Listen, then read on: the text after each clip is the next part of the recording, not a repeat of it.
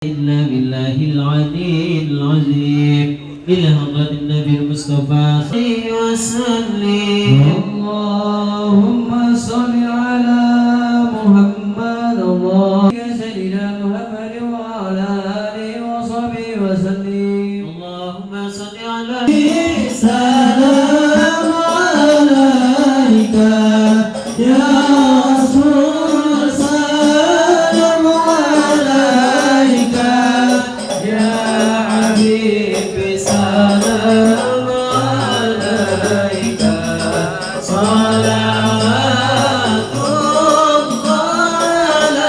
عليك حسيني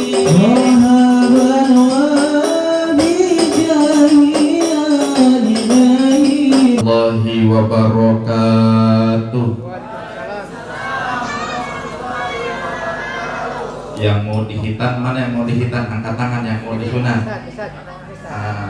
Masya Allah. Coba yang semangat jawab salamnya. Assalamualaikum warahmatullahi wabarakatuh.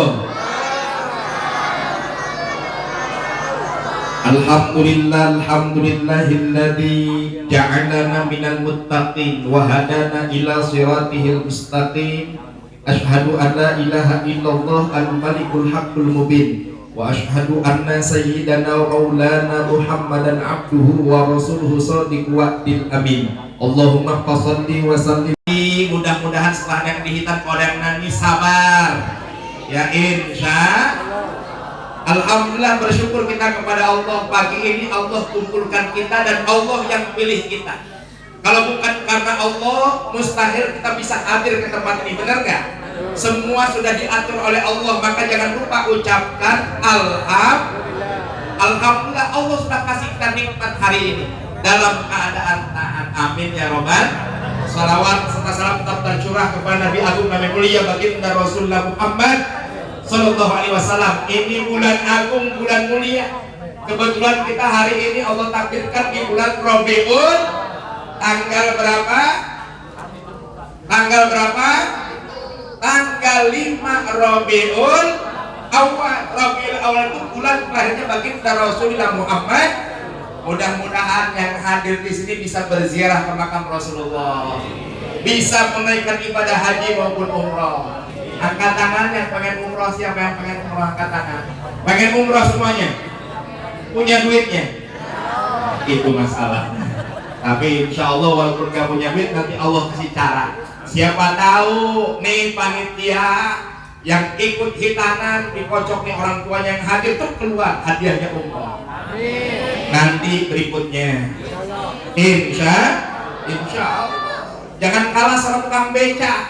Tukang beca punya uang 10.000 sehari, dia tabung taruh di jok beca 10.000, 10.000, 10.000. Setelah setahun berangkat umroh. Berangkat umroh setelah setahun 365 hari. Berarti baru ada uang 3.650.000. Sekarang berangkat umroh minimal punya uang 27 juta aja belum cukup. Tapi yakin gak bisa berangkat? Yakin gak bisa berangkat? Punya uang 3.650.000 bisa berangkat? Cukup buat umroh? Cukup. Ketika punya uang 3.650.000 tukang beca. Ada orang yang naik beca, ngeliat tuh tukang beca lagi masukin uang 10.000. Ditanya, Pak lagi ngapain? Lagi masukin uang, saya lagi nabung.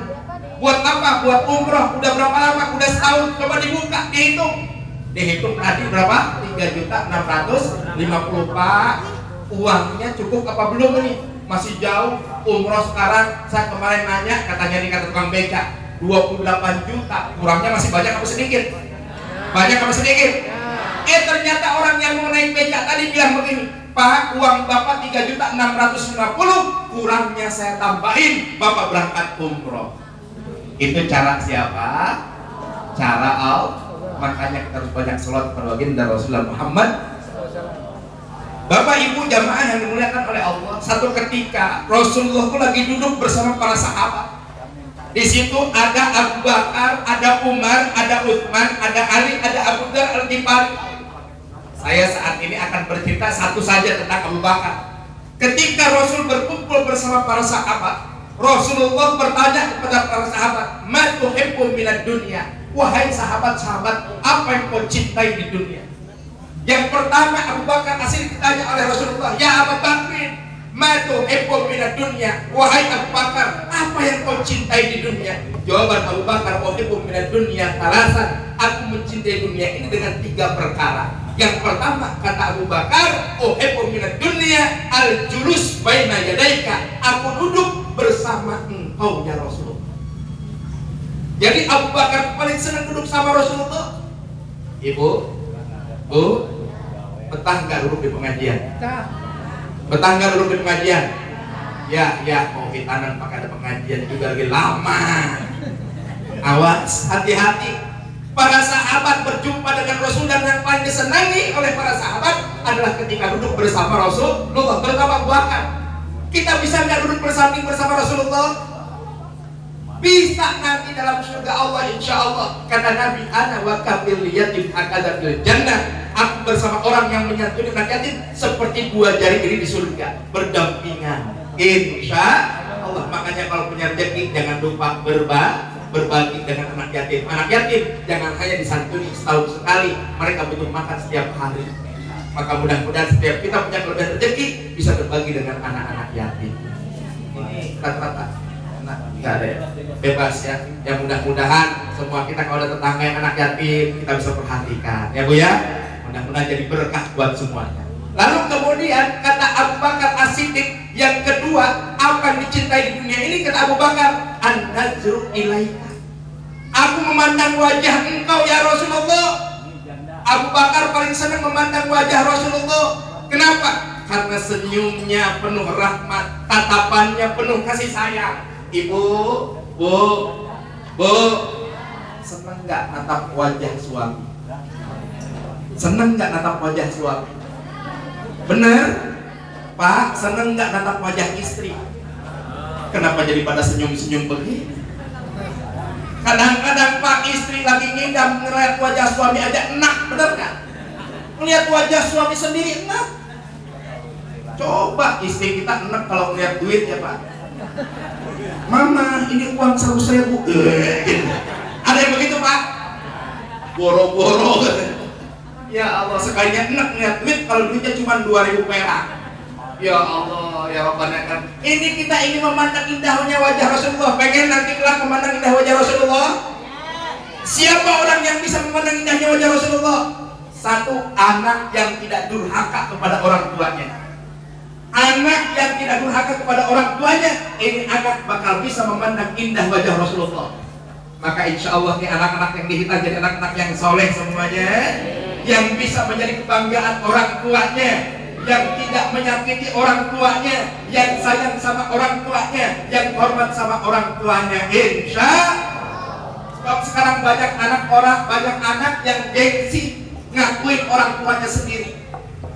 Banyak karena gara-gara jadi pejabat. Ada kan pejabat yang nggak mau ngakuin orang tuanya sendiri? Ada nggak? Ada. Orang tua yang lain diaku orang tua sendiri nggak mau diaku orang tua. Naudzubillah min.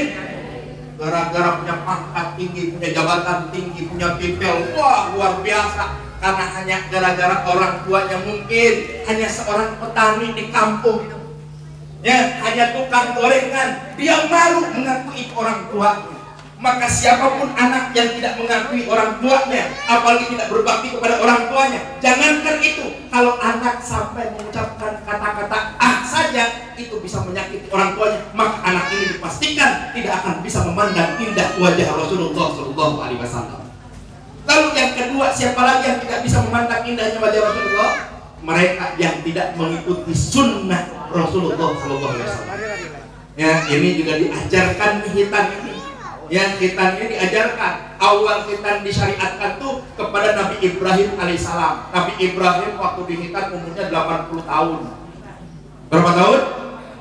80 tahun. Dihitannya pakai kampak. Dihitannya pakai kampak. Kalau sekarang mah enak, dihitan nggak sakit. Cuman disuntik sedikit, udah tahu-tahu selesai. Makanya insya Allah semuanya sehat walafiat. Ya, jadi adik-adik berani untuk dihitan? Siap untuk dihitan? Takbir. Mana yang kecil yang mau dihitan? Takbir. Wah, harus semangat, hidupnya harus semangat. Makanya insya Allah ini anak-anak kita menjadi anak yang soleh, yang berbakti kepada orang tua, sehingga kelak kita pun sebagai orang tua yang sudah duluan menjadi anak, kita taat sama orang tua kita, itu yang menyebabkan kita bisa memandang indahnya wajah Rasulullah. Yang ketiga, yang tidak bisa memandang indah wajah Rasulullah adalah orang yang tidak mau bersolawat. Orang nggak mau solawat nggak akan bisa memandang indahnya wajah Rasulullah. Makanya di majlis ini gencar benar solawat. Kenapa? Karena kelak ingin memandang indah wajah Rasulullah Sallallahu Alaihi Wasallam. Ya Nabi, salam alaika ya Rasul, salam alaika ya Habib, salam alaika salawatullah alaika. Jadi itu orang-orang yang telah bisa memandang wajah Rasulullah. Anak yang berbakti kepada orang tua, yang mau mengamalkan sunnah Rasul, dan yang mau bersolawat kepada baginda Rasulullah Muhammad Sallallahu Alaihi Wasallam. Lalu jawaban Abu Bakar yang ketiga ketika ditanya ma tuhibbu minad dunya, apa yang kau cintai di dunia? Jawaban Abu Bakar, infaqu mali ilaika, aku menginfakkan, menyedekahkan hartaku kepada engkau ya Rasulullah. Kenapa Abu Bakar dengan kekayaannya mau menyedekahkan? Karena jelas. Kenapa orang-orang pun mau berbondong-bondong menitipkan infak sedekahnya ke yayasan ini, ke majlis ini? Karena jelas kegiatannya. Ada santunan, ada kegiatan. Jadi jelas.